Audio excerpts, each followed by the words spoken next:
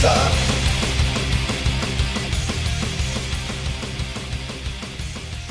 Threesome Podcast, Lex and Stacey, my girl. Hi, Lexi Pooh. Who is just doing great these days, which makes me happy. I am. Yeah, you are. I mean, and I've had other people tell me too, that listen to our podcast that said, she sounds so much better and happy. What's going on? I'm like, well, just My husband moved out in October, and it has been the best thing that has ever happened. Yeah, I mean, that I hate to be that crass about it, but it kind of seems to be the case. I feel now, I mean, we haven't even to be honest, he moved out in October. I have not seen or heard from him in any way, shape, and form since right after Thanksgiving. So it was either right, excuse me, right at the end of November or the beginning of December. There's been nothing since. Nothing. He's not helping me financially. Nothing. He has literally just dropped off the face of the earth. And outside of there's some financial stuff, that's kind of freaking me out, that kind of thing. But other than that, I'm happy. I'm happy. The house is quiet. The house is not filled with hate. Yes. The animals, even the dog and the cat, the dog especially, he was going to, this dog, Sophie, she's the one that showed up at our house as a stray like a couple of years ago. Yeah. And was just a terrible dog. Just a really bad. She was a sweet dog, but bad behavior. Yeah. And when he was moving out, he took Willow, his hound, with him, and he was going to take her to the pound. And at the last minute, I was like, just leave her so that way I'm not here alone. At least there's a dog. She has a big bark, Yeah. And you know what? She's turned into the sweetest thing. Even the acne on her muzzle has cleared up, Oh, really? I mean, she's just great. And I know it was because of just the hostility in the house. Yeah. I know. Yeah. I mean, animals say it all. Yeah. There's they're the greatest things in the world. I don't trust anybody that hates dogs. I don't trust them as far as I can throw them. I have leeway with that only because I know some people who had dogs scare them when they were kids.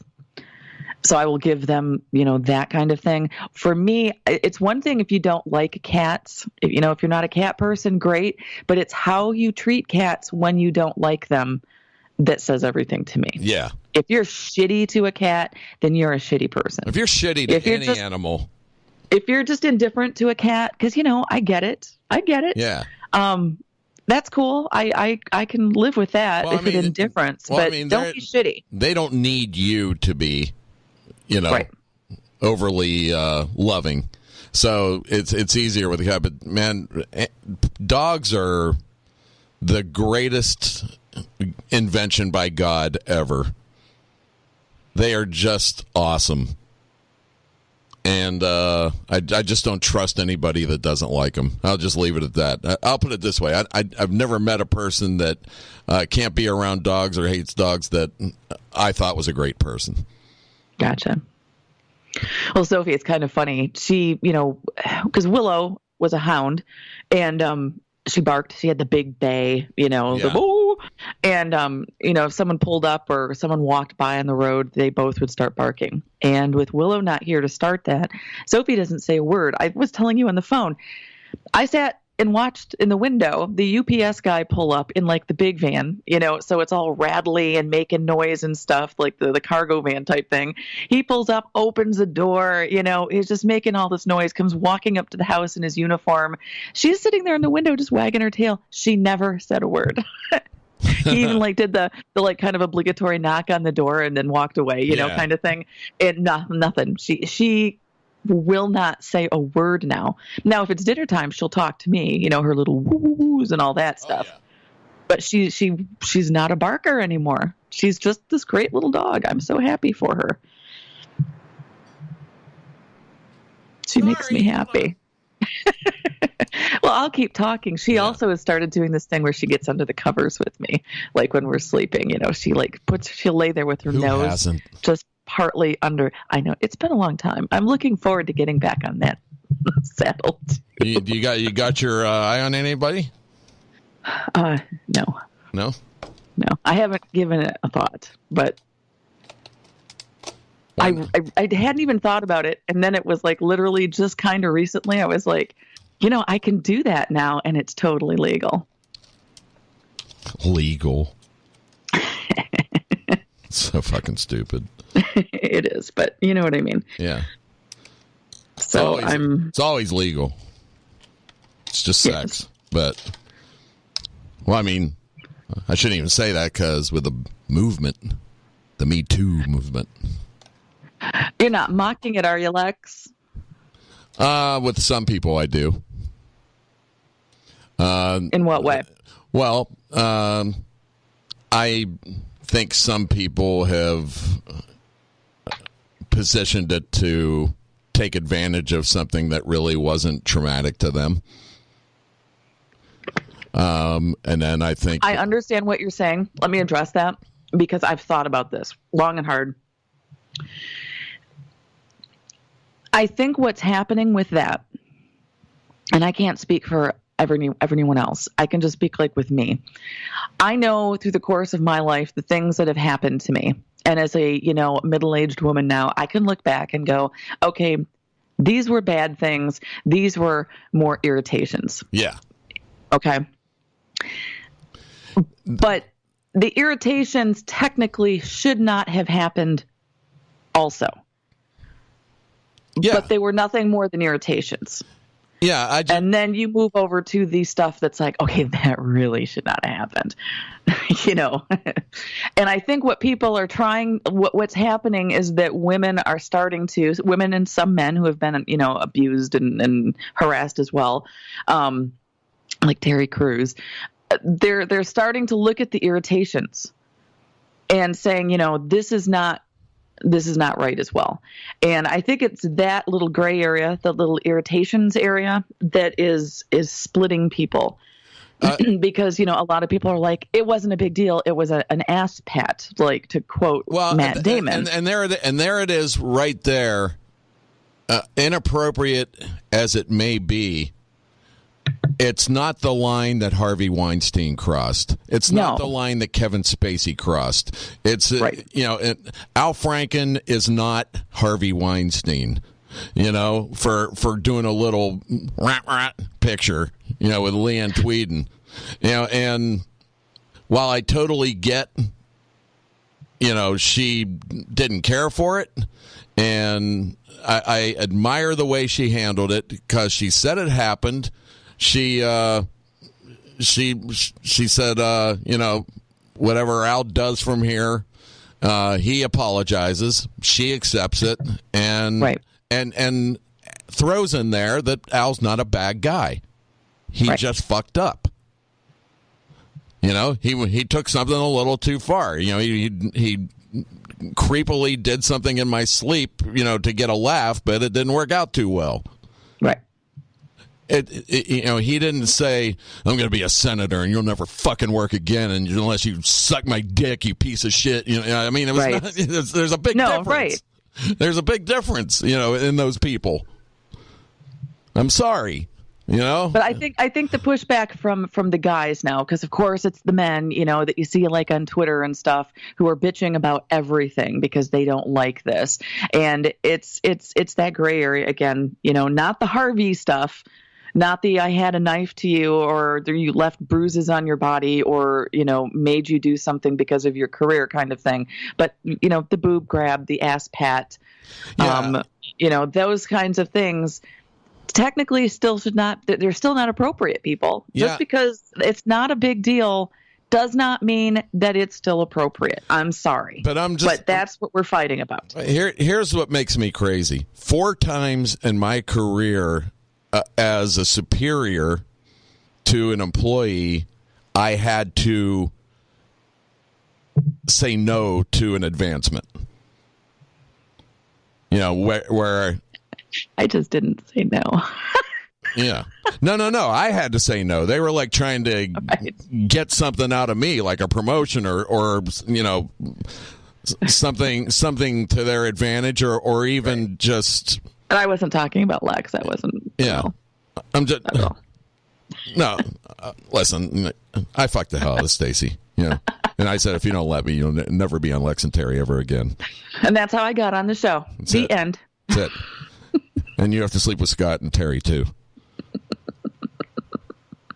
I said, really? And and not just them, but today. It has to happen today, like after lunch. And it has to be at a cheap hotel because we all get off on that. And because Cat won't leave his office. That's right. Cause we'd rather have sex all over Cat's office and leave it there and let him think something happened, but isn't sure. But never mind.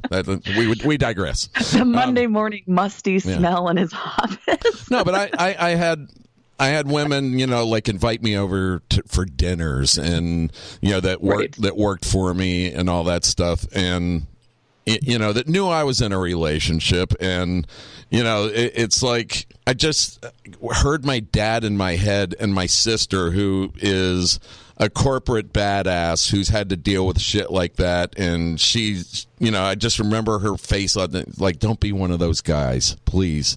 Not my little. Plus, usually having your sister's face show up is a good boner killer. Yeah, it is. And I just remember saying one time when she got harassed, she goes, "Don't ever be that guy. Don't, please." Right. She actually quit over it, and the company, they didn't go to court or anything. The company gave her a financial restitution over it. Good. Without her asking or anything. They just knew. But she wasn't allowed to say anything?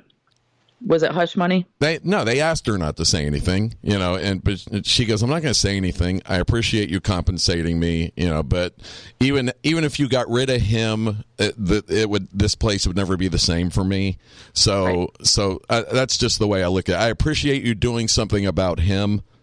And that's what part of the issue has been, though, is like the hush money when, paying these people, the settlements and stuff, but then there's the non-disclosure. And so this never gave anyone else an opportunity to do research and find out, wow, this person is awful to work for. Maybe we shouldn't apply here, that kind of thing. Well, I mean, she had a couple things happen to her in her career, that made me very sensitive about the way I dealt with women that work for me. And, and I just, for one reason or another, because I don't remember my dad, who was a great businessman and, had beautiful women around him when he worked on it. I didn't remember him telling me, or having to tell me things like that about how to handle women appropriately at work and stuff like that. I just knew, it's people you work with. And besides, we were in a fun place, a radio station. We all liked each other. We all cared about each other. So, I probably wasn't in that hostile corporate environment where that happened, to tell you the truth. Maybe I was just never exposed to the situation some of these people are, but my sister went through a couple of things. The one I just told you about, and the other one was more of it wasn't a sexual thing, but she worked for Toyota, and she had ascended in 15 years to the ranks of a position that the motherland's managerial setup would not permit a woman to get to. So the Japanese? Yes.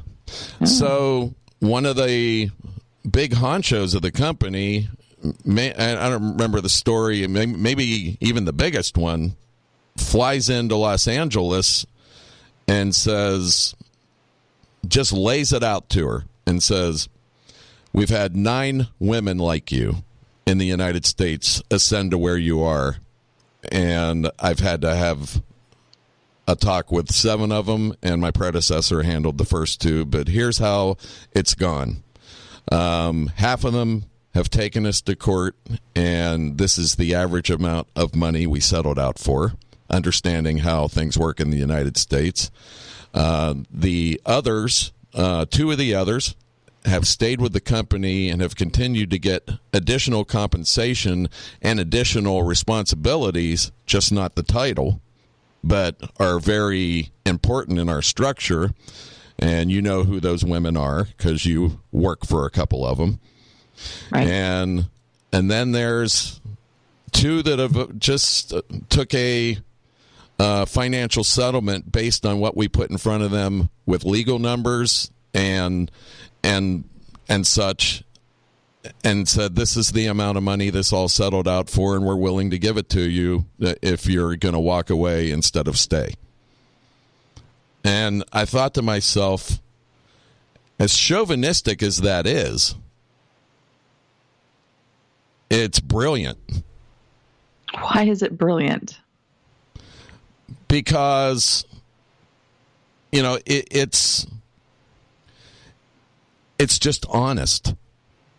But that's, so what? So what about honesty? Lex, it'd be like you being told because of your dick, you aren't going to get to do something. You're not going to, no matter what you do or what you work for, you're not going to get to this point. Here's why she was good with it.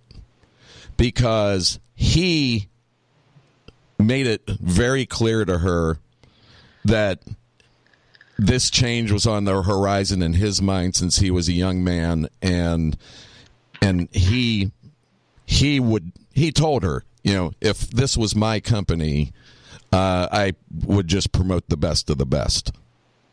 But it's not my company. I have a board. I have a lot of old family and money that I don't have jurisdiction over. I'm doing the best for you I can, but do understand me. And he said to her, me looking at you, I see no difference in the male or female performer, just the performer. But this is the position I'm in, and this is how it's all panned out. These are your options, and I don't know how you can handle something any better than that in that situation. You're talking about tens of thousands of years of... Well, this is one of those things, though, where when you go do business in another country, you have to assume and understand that you're going to have to adopt their rules and their laws and all those types of things. It's just like an American woman going to work for some company like in, Saudi Arabia or Kuwait or something. Guess what? You're going to have to probably wear, some sort of scarf around your head or something like that, because that's just what happens. Well, he told her, he goes, I have articulated to the board for 2 decades now that, why are we pushing away the best of the best to our competitors and having to pay them to do it? What kind of business is this? Since you're being Japan and all businessy financially, this is, you're paying somebody a couple $1 million to leave that you should be paying to kick your competitor's ass. Because where do you think she's going? Right. He understood completely, and that is why she was not, pissed off. That and she was ready for a change. She had been there, right. So that's kind of where she was with it. But she took the whole thing as honorable. For one reason, I'm not saying he didn't do it well. Good. I'm glad that she had that experience. If she had to have that experience, it's just too bad that she had to have that experience. Because my mom was kind of in your, in your thought process on it, and I'm kind of a pragmatic, practical person. It's like, yeah, that's fucked up. But do you understand? Hold it right there. That thought. I'm so sorry, but you are being pragmatic from a white man's point of view. I am, but listen, we are only here for, on the average 80 years tops. We are talking about multiple centuries of minute small progress of a company that originated 13,000 miles away and is the owner of the company. And this guy gets it. You know, I mean, if he got it, he would make bigger change. He thinks like you do. But he can't make bigger change, Stacey. It doesn't happen that fast. It's unrealistic. I would say, look at what just happened in the last few months with, starting with Harvey Weinstein. I think that there's been quite a bit of change. Is it going to stick? I hope it sticks. But it certainly has opened up some eyes and made some people more aware of things than they were before. So, yeah, I think that change can actually happen in a rather sudden, abrupt way. Well, she didn't look at it that way. She looked at it as, she goes, here's a man that I'm sure 20 years ago was very, stringent in the way of the land when it came to women in the workplace. And she said in 20 years of him running the company and seeing what we're capable of, definitely was a changed man about the way he felt about women in the workplace. But the realities of the situation is he's one of 13 people, on the board of a major company. But when you think about the multiple centuries of, Japan's ruling and the way they treat women, in 20 years, this guy came a really long fucking way. He did. He still went to an American woman, in this generation, again, not even the 1950s, but now, and said to her, I'm sorry, you will never go any further in this company because you have a vagina. So here's what we can do for you. That's shitty. That doesn't happen to you, Lex. That happens to other people. But as a white man, that doesn't happen to you. Well, it hasn't happened to me like a woman, but it's happened to me because of laws that I've lost out on opportunities because it had to go to somebody else of another color. So don't tell me I haven't had to deal with it. I have. But I understood. I did. Half of me had to say, based on how ashamed I am of how we treated people in this country for several hundred years, really this is supposed to happen. It's an evening out. I'm just because see, you were looking at it as someone, again, as a white man, and I'm not ripping on you because I've never gotten this impression of you or anything. No, but as a white man, you've just always gotten everything. And so then there was that slap, that little pushback, because now you're losing out on something possibly to a person of color or a female or something, and the point is you've never had to miss out on anything before. So it was super obvious to you when it happened. Does that make sense? No, whereas the rest of the world is used to always losing out to white guys. No, Stacey, it's not like that at all. I understood the ramifications of it. It's actually happened to me several times in various situations. But in one time it happened, somebody got something award-wise over us that was a long time coming to him based on his performance. So, once again, I understood that he was good enough as is to have beaten us. It just, I was pretty sure he just got the Susan Lucci thing, that it was just time. Right. But that didn't have anything to do with color or sex or anything. It had everything to do with it. Trust me. We were pretty much told. Well, that's too bad. You just said that he deserved it because, of a long... He did deserve it. He did. Then don't make it sound like he got it. You were told he got it because he's black or whatever he is. But everybody thought we were getting it. And it's just... Is it the Marconi? Do I need to look this up now? I want you to read the room is what I want you to do. I understand. And my music box went off. And were we pissed about it? Yeah. But at the same time, when you go back and look at it, he just got something he should have gotten multiple times for years. Correct. So don't look at it as him being black. It was our first rodeo. But no, Stacey, it's in the equation.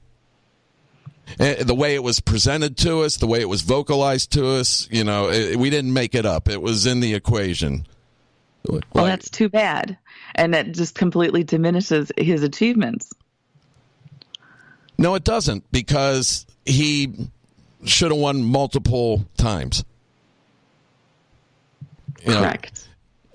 So, in essence, I don't feel like we lost to somebody that was a lesser entity. Well, good.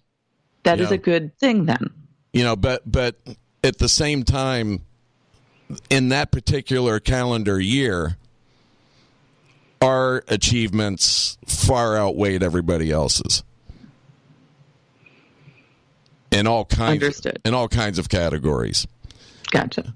And it soured me on the process of even submitting for another one. Gotcha. We never after that even submitted to our stuff to be in the award. Gotcha. And the Marconi is just a political thing anyway. It really is. There's just those people that kiss record company ass and radio ass and fill out the applications to perfection.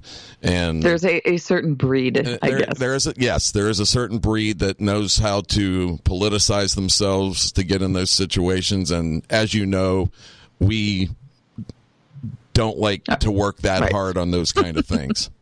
Correct. When we could be, spending our afternoons doing something far more productive, like... Yes. Like fucking in Kat's office. Yeah. Exactly. I don't know why that was... As far as I know, that's never happened, so... No, but... It's just funny. But it was... But when you're thinking about the metaphor for the place that would happen in the radio station, that's definitely it's in Kat's office. Kat is a metrosexual dude to the max. His organized, his office is doesn't have a speck of dust in it, and he has his shit together, and he's a good guy. So that's the person whose office you want to just desecrate yeah. In the sales den, those people are slobs. They probably wouldn't even notice that there's, And there's probably already, bodily fluid, black light material there. Yeah, I just picture, a sales guy picking up his coffee cup and going, I don't need to wash that out here. I'll pour another cup in. Yeah, but I just, I have dealt minutely with the reverse stuff, but at the same time, it makes me glad somebody did something about it years ago, and for people that did not get to share the same bathroom and didn't get to vote and were actually owned by white people, when they came to our shores, and now there's laws in place to make sure they get their fair shot. I can't be mad at that. Good. I hope a lot of people aren't. And certainly there's just things that happen in life you got to just let go. And I it's probably the first thing that happened to me that I handle it on a mature level or beyond my maturity that I normally, and instead of knowing that's fucked up, fuck this, right. And then go hit tennis balls for 3 hours as hard as I can and go home and get high and go to bed, and the next day it's over. Because I get over stuff pretty quick. But sometimes. Yeah. I've known you to hold a couple grudges. Yeah, well, that's because they kept poking. It's like they weren't one-timers. It was done over a long period of time. So forgive me if I enjoy my evil retribution. But I really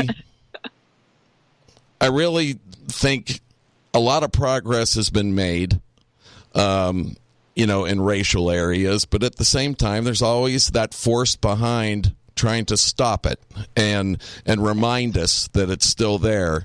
And working with D and just some of the stuff he's told me over his lifetime that just makes me so profoundly sad that somebody had to deal with something so insensitive. I can't stand. I was watching the movie Hidden Figures about the math chicks, about the black mathematicians that were sent off in a room a mile away from where everything else is going on, yet they're intricately involved in the process. Right. And at one point they had to move one of them over to be close to the, Kevin Costner played the head man in the movie. But, he needed her around close by, and she had to go on like a mile walk to go to the bathroom because there wasn't a colored bathroom around the corner. Nice. And it's like I watch people graciously handle things like that in my lifetime that some I hate the term black friends and family and stuff, but that we were close to get treated like that. Right. Or think about it when I was a little kid, and that happened right in front of me, and at the time I didn't know what was going on, and then looking back on it now and feeling just horrible about it. Like not even realizing, that the shittiness of it. The shittiness of it, yeah. Yeah. And it just makes me angry because she was such a quality person and was involved in my life, every day for like 10 years. Right. And I loved her and had no idea what her real life was like. Because she'd show up in the morning and she would go home at night, and so I just thought she was going home to what I do, Right. And you can't blame yourself as a kid. You don't know. Yeah. It's the grown-up stuff that sucks. It's when grown-ups, adults do the shitty stuff and then perpetuate that in their children. That's what sucks. And I remember this one thing she said. It's benign in nature, but it's one of those things 30 years later where it just made me cry. And that is, we had to drive her to the bus stop. And I went with my mom one night when she was taking her, and I said, Mom, why can't we take her all the way home? And she turns to me and says, you'll know about this later on in life, I guess. And she was even sweet when she said that. Aww. And she goes, I'm afraid for your mom to drive me home. Aww. And I was like, why? And she goes, well, I live in a bad area. You know, and I remember in my head thinking, not, you know, the hood or whatever, you know, I didn't know people lived apart like that, or, right. You know, and there was a culture, a society, and horrible history. It was just raw, you know, it's just, here's this person that's in my life every day, you know, why can't we drive her home? Right. You know, and I was expecting a different answer, and she said it, and I 30 years later, it just jumped into my head, you know, obviously provoked by something else, and it made me cry. I'm sorry. You know, it was weird. You know, and I think that's going to go on for people now. There's going to be somebody now, 30 years from now, over this gun stuff and over, you know, things, the divisive nature of our society right now, and have some epiphany of a situation that just should not have happened. I think people are not kind enough now. Like when she spoke to you, you know, in the fact that you loved her, you know, there was kindness and love and sweetness there. And I don't think we have enough of that. Well, she was classy. She just had an elegance about her, you know, and essentially she was a nanny. Right. You know, for the most part, for me and my sister. But, you know, she really didn't do much around the house. You know, she didn't work hard. She was just there to handle things in case my mom couldn't, which right. Most of the time she was there to handle it. You know, it's my dad made really good money, and Rosa was her name. She actually was the mother of one of his mechanics at the dealership. And is she still around? Like, do you have contact with her, or she passed? Oh, no. She at the time was already, you know, in her late 60s, or, you know, I mean, she just, I remember the funeral. I'm sorry. And wondering why people were looking at us sideways a little bit, because we were the only white people at it. You know, which, you know, I guess at the time I was maybe 10. You know, I remember her from the beginning till I was about 10 years old, and she died in her 70s. Went to the funeral, and my dad's trying to explain to me the dynamics of what we're walking into without, you know, making sure I don't say something. Right. No, I know. You know, like, it's like, why are we the only white people here? You know, because, you know, it's a problem for me to this day to say something like that. Right.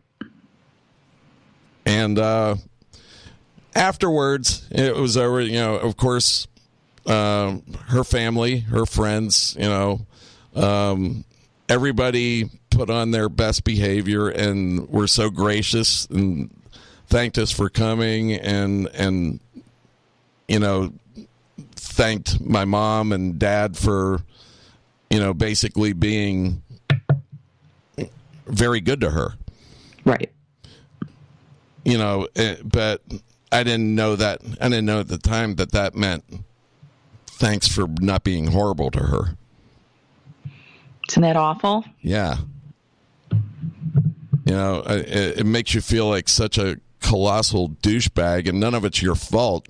But it's like you're embarrassed for that old uncle that, you know, does horrible things, but he's your family, so you have to endure whatever comes with it. And that's what I felt about my race when I finally processed that whole thing. Right. And was mad that they did it to the point where, I got people looking sideways at me that have never met me or know anything about me because of history. All those things you realize, have an impact on you. And you have to look at the other side and understand, why. If I was in their shoes, I'd look at it that way. Right. It's like I fucking hate these people are here, but Rosa felt some sort of compassion and love for them, so I'll deal with it. But fuck you. That's really kind of what most of the room was, except for her very close immediate family who knew that we had genuine feelings for her. Right. So, it just, I when I lost out on that job, because of that law, which, by the way, was not to an African American, it was actually to Hispanic. But it's all the same. Asian, Hispanic, black, it doesn't matter. The law was put in place to do what it's supposed to do, give everybody a chance. Right. So, my history with Rosa as a kid, that made everything all right with me on that. And I believed in myself, and I knew I'd land another job and everything's going to be all right. It was no big deal. It was a momentary thing, but I just want to let you know I have had to deal with it. I understand. And but I have the ability to look at overall things and realize change has to be implemented. I'm just a little more realistic than you are about how fast that's going to happen, I think. No matter how much, it gets turned up and gets, put into place, like these kids from this school, which that's a whole other thing for me, because I have such a belief that our society in the last 30 or 40 years, billionaires, putting people in place and funding them politically to have American history books taken out of school, so we can dumb our fucking population down and they can get controlled in 2 or 3 decades. And who does that? Lots of people do it, but yeah. The head of the snake, or the blame is put squarely on the Koch brothers. But that happened. They don't want you knowing about the Constitution and your rights. And look at how well, honestly, Donald Trump is a perfect example of this. The man doesn't know the Constitution. Someone had to explain the Constitution to him as long as they could hold his attention right at the beginning of his presidency. And he is, I think that's why he strikes a chord with a certain population of people in this country, is because they recognize themselves in him, in his stupidity and his uneducated, just overall stupidness. The man is stupid. He can barely read, and people like that because they feel like he's one of them. I don't know if he can. I don't think the barely read thing is fair, Stacey. Oh, watch him. He can barely read. Watch him. Look at the State of the Union, how slowly he had to read. First of all, to keep his teeth in place, and then secondly, so that he could sound out the words in his head before he said them. The man's a moron. He is verbose, egotistical, narcissistic. But he's a moron. I'm not going to say he's a moron. He's a fucking moron. As a matter of Every fact, day he shows how much dumber he is than I even thought. The man is like excellent at setting the bar low and then dipping below it every day. But he was smart enough to become president. He was smart enough to lie to stupid white people. So? There you go. The end justifies the means. Suck some Putin dick. He, what's the phrase? Did what he had to do. I'm not gonna, not give him credit for saying he was going to do this a certain way and then executed the plan. He didn't want to win. He didn't think he was going to win. He did this entirely to give himself some global, boost in his standing with his name and all that shit so he could keep doing all his money laundering shit over there in Russia. That's all he wanted to do. He had no idea he was going to win. He didn't think he was going to win. This was all business oriented. Oh, I think he knew after the first couple debates that he could win. I don't think he wanted to. And again, I think this was entirely a business decision. And with the vigor he went after it in the end in the last 3 or 4 weeks, I'm not going to even pretend to think he didn't want it.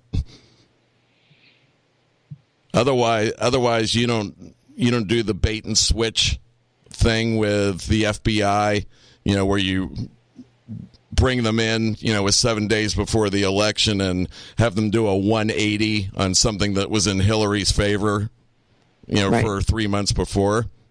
But nobody seems to remember that they, kind of did that too right there before the election. But now the FBI is the big bad guys because, God forbid, they're doing their jobs. Yeah, but the point is the FBI was on I forget the guy's name. That was heading the FBI before that, or the. Well, it was Comey that released that. Yeah, the guy that did the investigation. That said Hillary was doing nothing wrong on the emails, and then did the 180 and said that was Comey, I think, wasn't it? It was not Comey. It was oh God. Maybe it was Comey. Maybe you're right about that. I don't know, but it doesn't matter. The entity, the FBI, yes, pulled the rug out from under her. And at the same time, she really didn't vigorously campaign the last 3 weeks. Well, she had the pussy grabbing thing, kind of. Yeah, and didn't drive it home. Because, normally that would have been enough to make people go, wow, that's kind of shitty. But no, we've got, this whole subpar population people that don't give a shit and thought it was great because they grab pussies. So I'm going to vote for the pussy grabber. Well, I just think it's more of a case that love them or hate them. The Republicans are not afraid to go there. And which is funny because they're first to tell you, that they're the Christians. They're the first to tell you, that they're all about family. They're the ones that are all, against abortion, and they're just blah, blah, blah, blah, blah. Well, but, as soon look at the Roy Moore thing. I know, but I don't even want to call them Republicans because Republicans are. That's what they are, though. That is their party now. I know, but that party, that party is very divided, hypocritical, douchey. Evil. It's there are fundamental valued Republicans that know that are not in favor of him. The moderate Republicans aren't saying boo right now. And that's who we need is the moderate Republicans, the ones who say, I love being a Republican. I'm all about small government, less taxes, but he needs to go. But no, look at all the people. Look at Mitt Romney now is all right up his ass. And Mitt was the one who came out and said what everyone else should have been saying. Yeah. about what a terrible person Donald Trump is.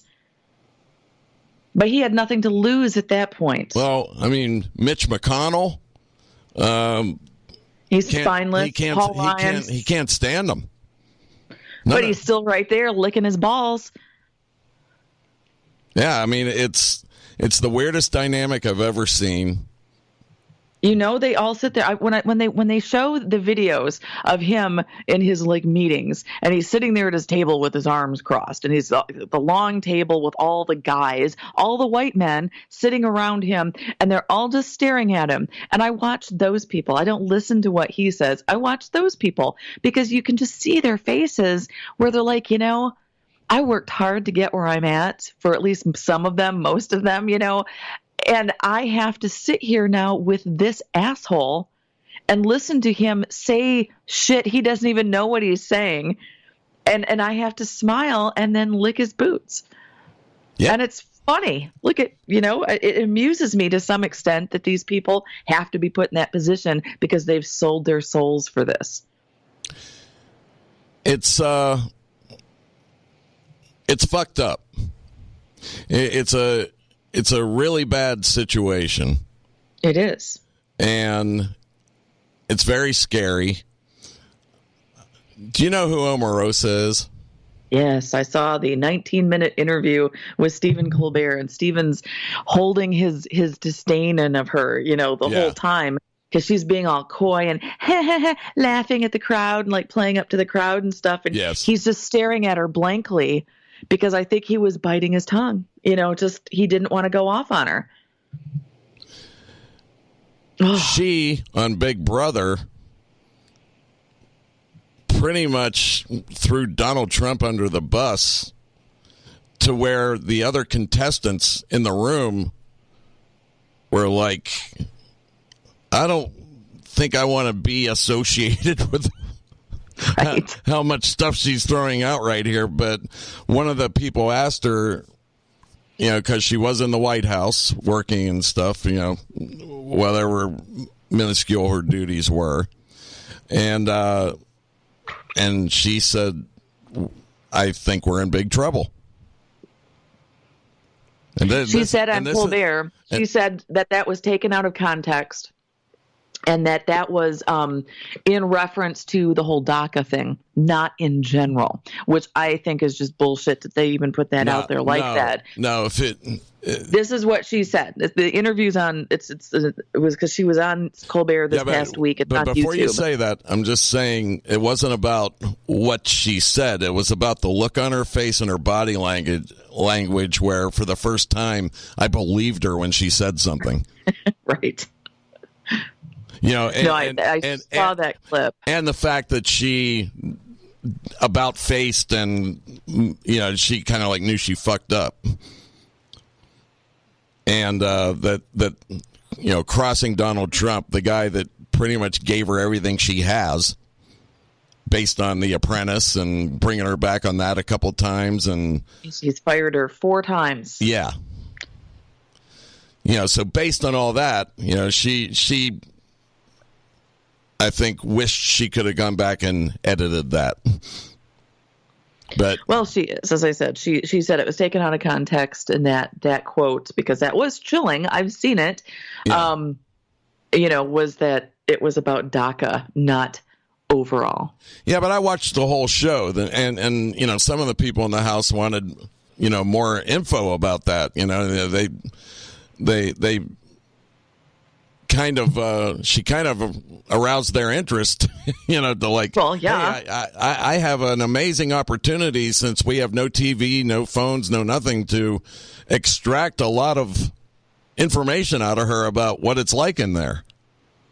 So they always had little cuts of it. Obviously there was a producer director talk, and I'm pretty sure Les Moonves was on the phone immediately when he saw that. about how we're going to handle all this. Right. Les Moonves being the head of CBS and also Julie Chen's husband, probably was like, I know it's a reality show, honey, but we need to do something about this. Right. Like, never let her talk about it again. Yeah, it was just bizarre. Because of all people, somebody who is so fake to me and disingenuous that that because of that is what scared me. Right. That she couldn't even, that she actually went out of character, her reality show character. And she knew, though, that was all planned. Come on. You can sense when something is plotted. She did that. That was all for the fucking ratings, because she knew, what's her name? Robin, and then Good Morning America. Yeah. What's her name? Robin. Yeah. Like when Omarosa got fired, she actually said, "Bye, Felicia," like on air. Yeah. She's hated amongst the African American community, especially the women and stuff, because they see her as a sellout. So she had to do something to make the fact that she went from the White House to like a Big Brother. Yeah, well, that's obvious, but you got to understand something. The thing that made it so chilling was that it came out unfiltered, unedited. The coyness and bullshit she usually uses to not answer a question or to confront something, that one fleeting moment went away, and you could see on her face that she knew she handled it wrong for her. Right. Even though it was probably the most honest thing she ever said in her life. Well, she has her ministry now. Jacksonville, Florida. I know. I saw that. Yeah. Have fun with that, Jacksonville. Yeah. Yeah. That church Florida was like 2 miles from my house. Is that the big one, the big Baptist church downtown? No. This one is on Beach Boulevard, near St. John's Bluff, and has just epically grown. Gotcha.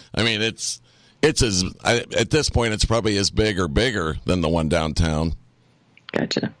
But I'll tell you what, she's a bad energy to be around. Yes. I think anybody that works for Trump is. Seriously. Look at the people coming out of there. They all have, look at that Stephen Miller guy. Oh my God. He makes Dick Cheney look cuddly.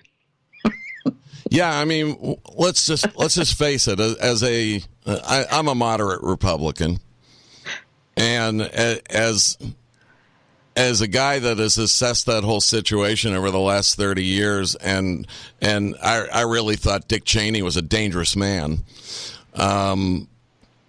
If you said Dick Cheney or Donald Trump, without hesitation, Dick Cheney. Put him in there now, please. Yes, please, God, please, for the love of God. I'm comfortable with his evil. Yeah. We're used to it. It's pretty. It's pretty normal. Yeah, it's got a Bond villain thing going on, and you can kind of respect it. Yeah. Everything that comes out of the Trump administration is just, yes, he is. Yeah. Not a pussy grabber, but a cat petter. That's the difference between those two guys. He would actually have a feline pussy cat on his lap going, nuke him. But he'd be nuking the right country for the right reasons. Yes. Yeah. And anything that was happening back channels, we don't want to know about anyway. Yeah. And it's like,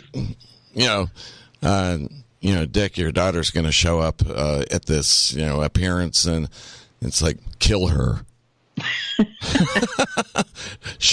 Now that she's a lesbian, she's dead to me. And her insolence. It's just more out front and easier to deal with than, yes, agreed. Because at least it had a plan in his head. It's not crazy. Yeah, it's not an amoeba changing form, every second. Like the whole thing with the guns this week, you could watch literally his plan evolve.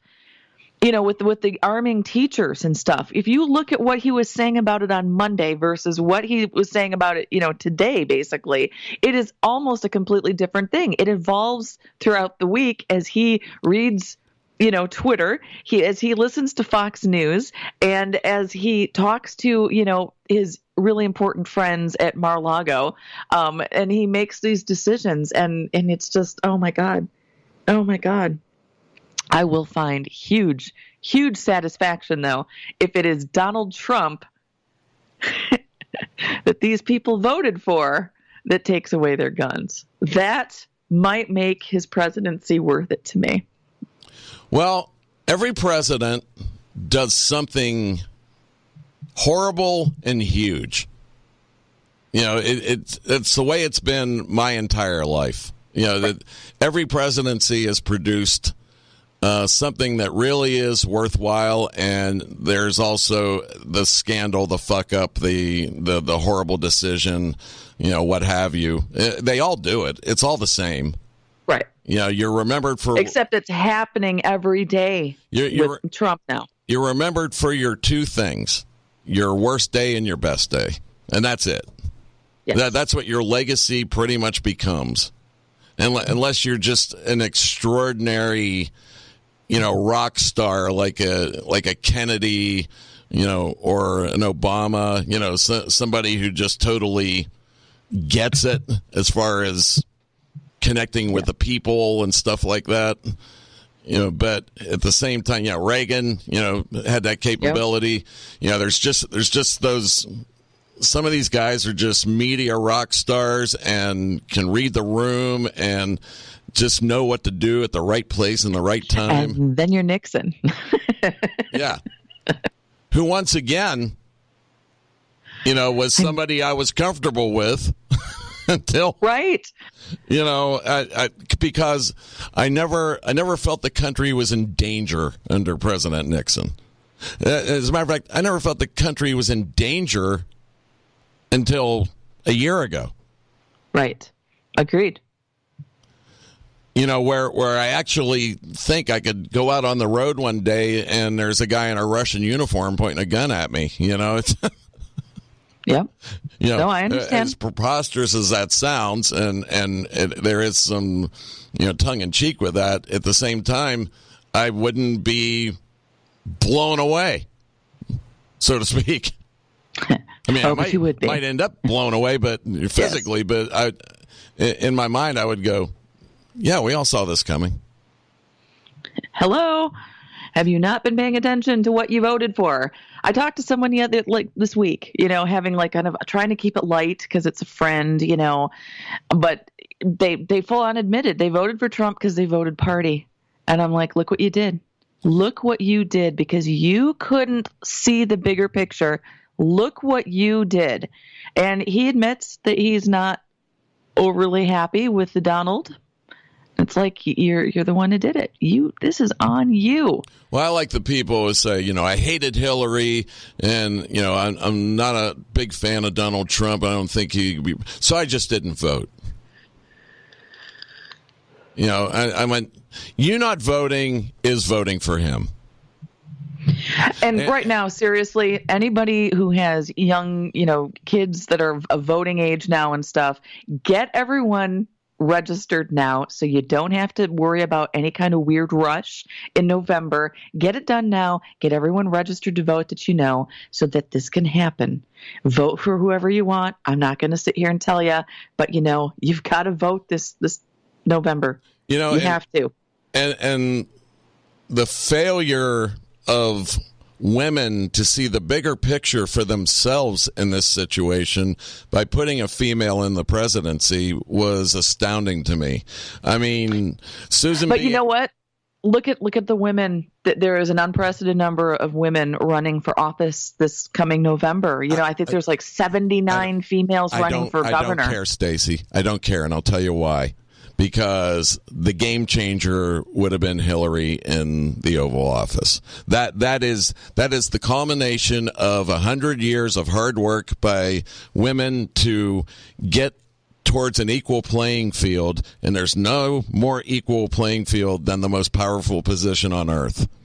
I agree. I do. I totally agree. But I'm looking at it now from right now. Look at what they've done to Barack Obama. And you look at all the rednecks on Twitter who sit there and say, what did Obama do? He broadened the racial divide. And it's like, Obama did not broaden the racial divide, especially if you look at what's happening right now. What he did was he finally empowered people of color and people who weren't white to stand up and say, I'm tired of like the shitty stuff.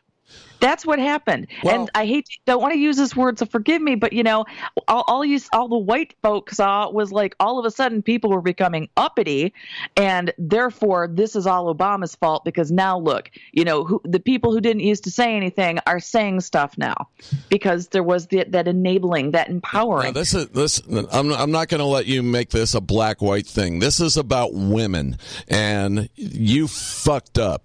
You blew it. You shouldn't have given a fuck what her politics were. You had the. I agree, and I voted for her. But look at the women who are running now. We are going to have an opportunity to have women more widespread than just one. Because again, we've got Obama, and he has left, office now. And I don't know. I don't know what the percentage, how many more black people are in politics now, as opposed to 8 years before Obama. Please let me finish this thought. All right. She, as the president, was the winning touchdown in the Super Bowl, the crowning of the biggest badass in the nation. It was Women's Day to be. People weren't ready to go from a black man to a woman. No. This because her problem in this election was the fact women didn't vote for her enough, and the reason why was for all kinds of stupid shit. Whether they're and some of it, I get it. If you're a military wife and your husband's saying, "Oh, Benghazi," I could see that, but at the same time, do you know what you just said? What? That it was the husband. Yeah, never mind. I'm not. We're so late. That's the husband that provoked them into voting for him? Yeah. You're goddamn right they have. I hope not, but I'm sure you're right. If you think that's inappropriate for me to say, I don't give a shit. I don't think it's inappropriate because I do think it. I do think there is a certain percentage of dumbasses who do that. Who don't forget think. The husband thing. Leave the husband out of the equation. What about fucking abortion? What about having charge of your own body? What about all the things that? Oh, because we've got religion involved with that. Look at the Roy Moore thing again, Lex. Yes, Stacey. That's what I'm saying. Women did not think this out. Whether they can't stand her, whether she's the worst person on the planet, whether everything they said about her was true, everybody with a vagina should have voted for her. Agreed. Because it's a bigger picture thing. You just basically slapped Susan B. Anthony across the fucking face and said, fuck you.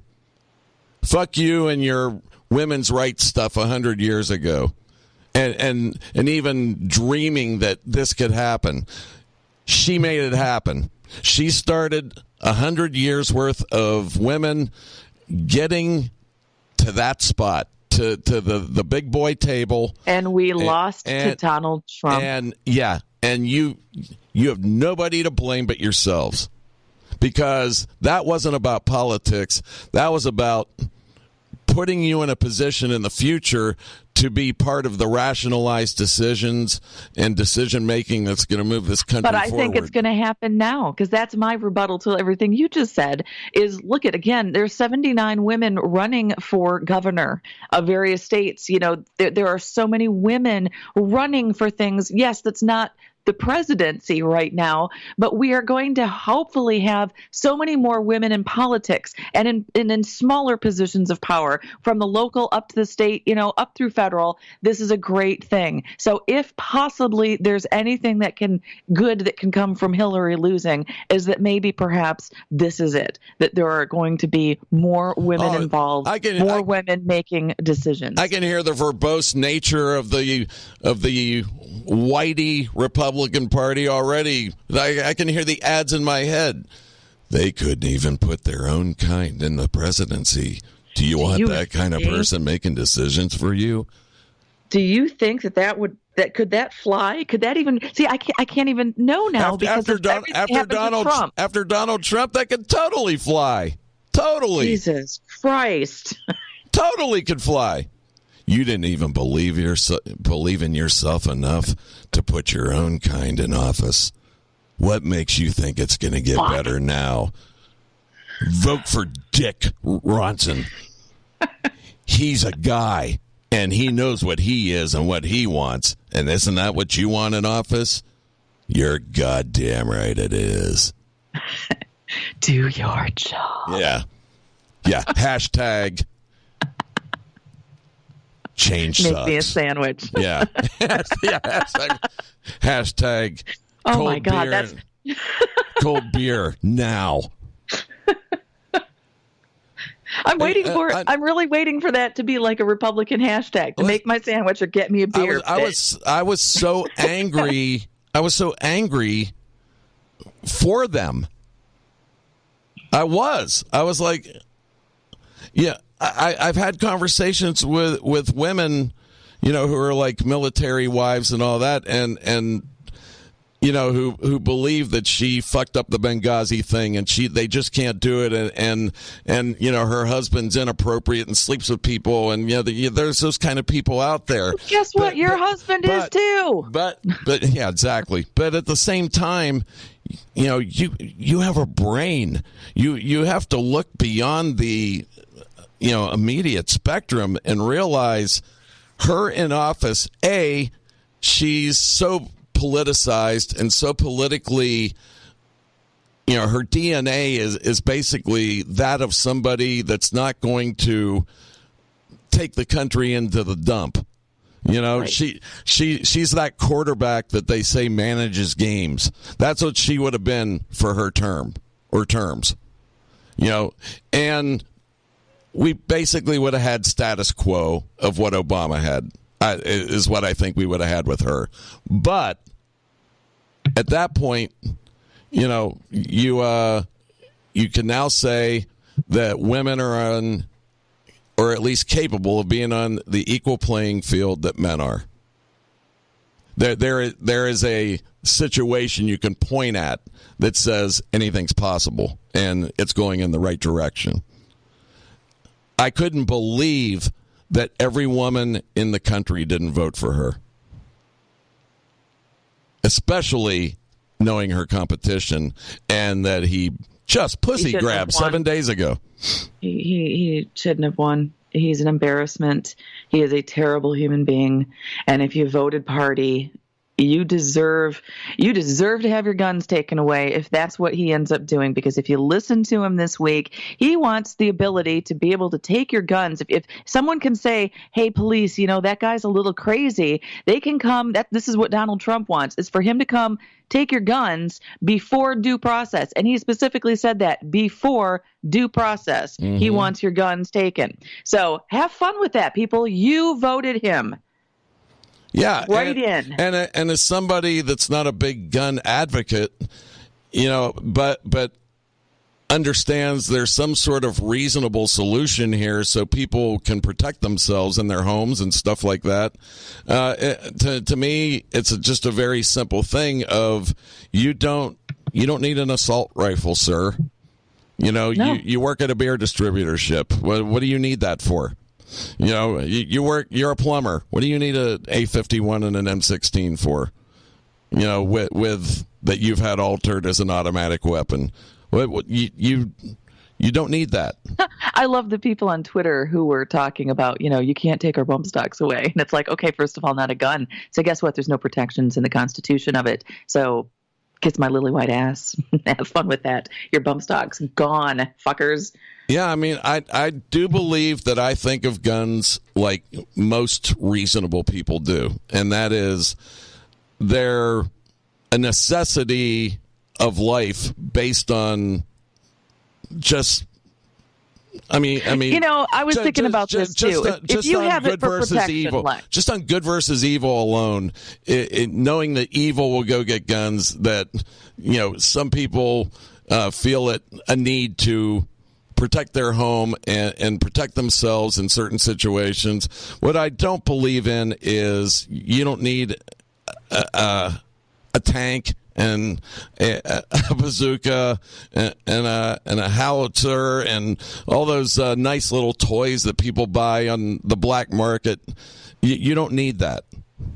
They think they do. And I'm only going to say this because I've seen this response from conservatives, from Republicans to, the lazy liberals who won't get jobs and stuff. Well, why don't you move where the jobs are? It's always, why don't you move to go do this? And a lot of these people don't understand what it is like for perhaps someone who literally maybe only has $30 to their name. You can't just hop up and move to South Dakota where all the oil jobs are right now and stuff. It's easy to say it, but to actually do that, no, it's not easy. So guess what, folks? If you have a gun because you need protection because of where you live, just move.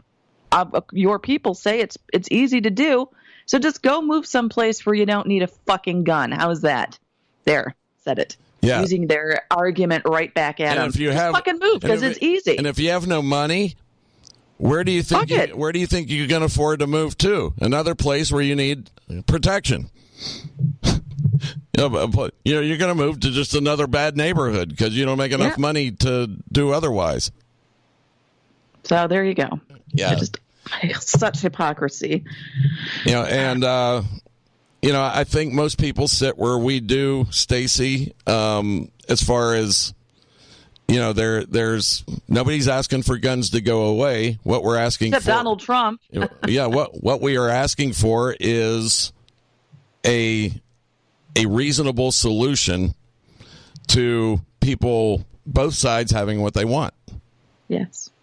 It's galling to think that grown adult people think that their right to have what is essentially a toy, sorry folks, but a toy, somehow supersedes the right of others to just live, to just go to school, to go to a concert, to go to a movie. But just like abortion and gay marriage and all that, this issue is going to last forever because of the behavior of a few.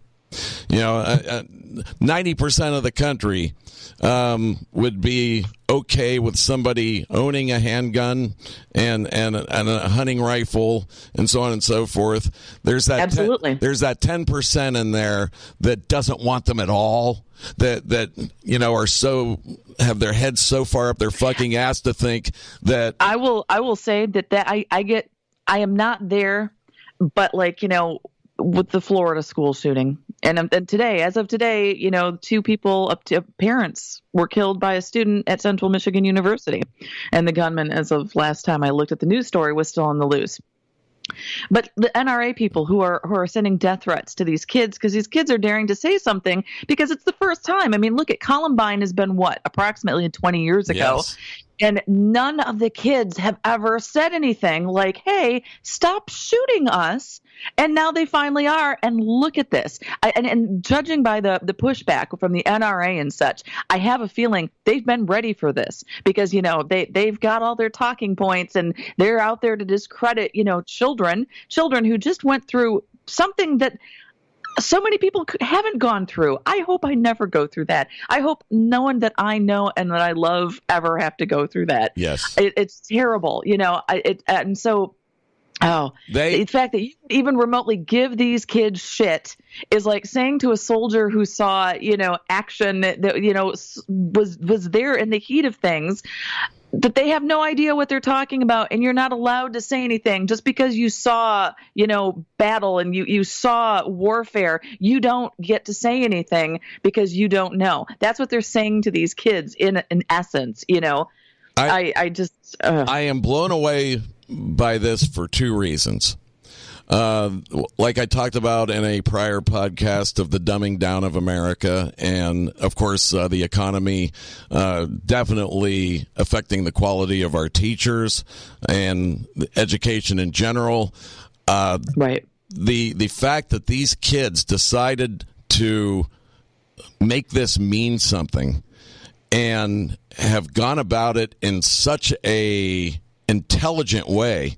Oh my God, they're smart. It makes my heart sing. See them stringing words together in sentences and not getting flustered. And it just gives me such hope. And it's not just them. It's going to be kids all over the place. There are smart kids all around the world, the country, So it was very comforting to me because I did not enjoy watching the quality of Samantha's education.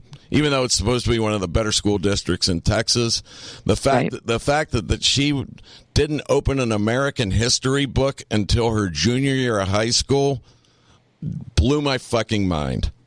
Right. And she had to get all her American history from me.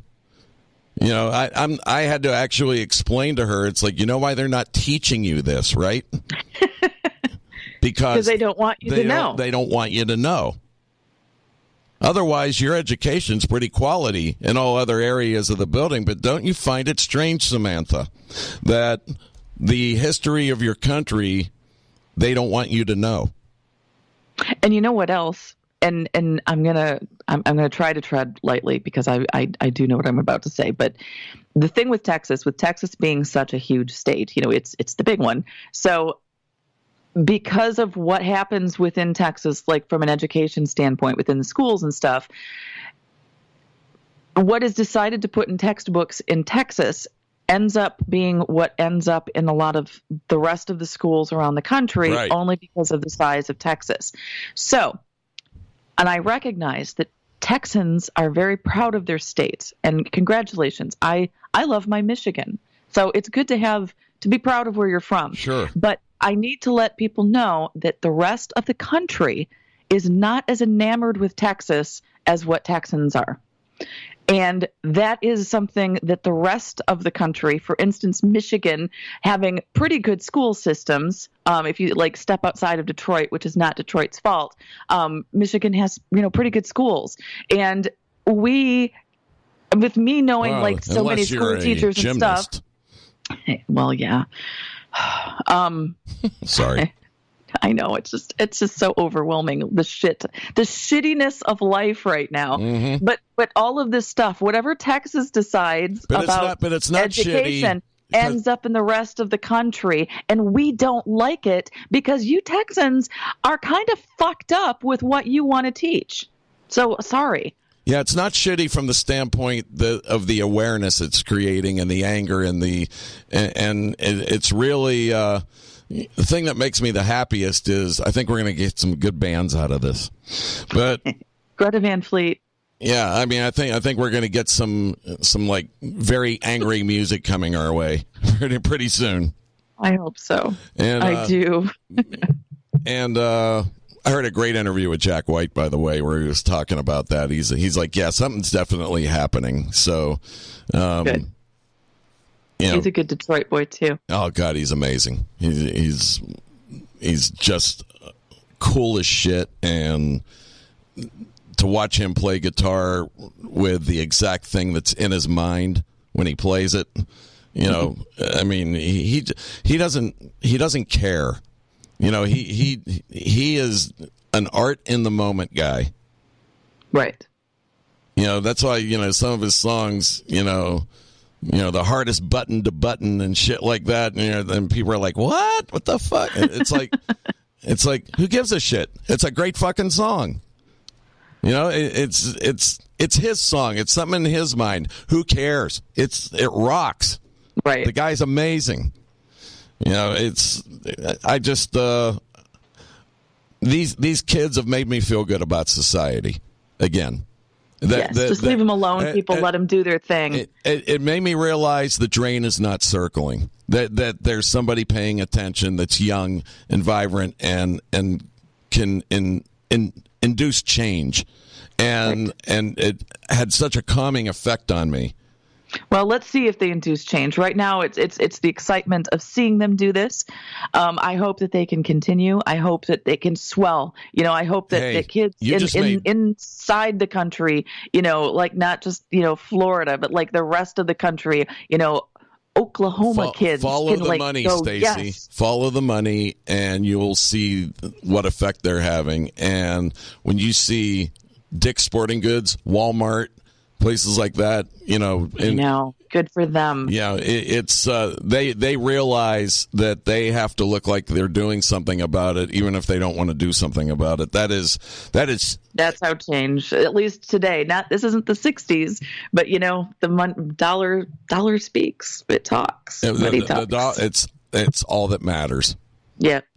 So you need to vote without. Dee and I have that conversation all the time about what side you're on and certain things over history. But the end result is always green. Yeah. So it's just something he and I are on the page about as far as a lot of things that have happened in society and life and history. It's always about avarice, greed, money. Always.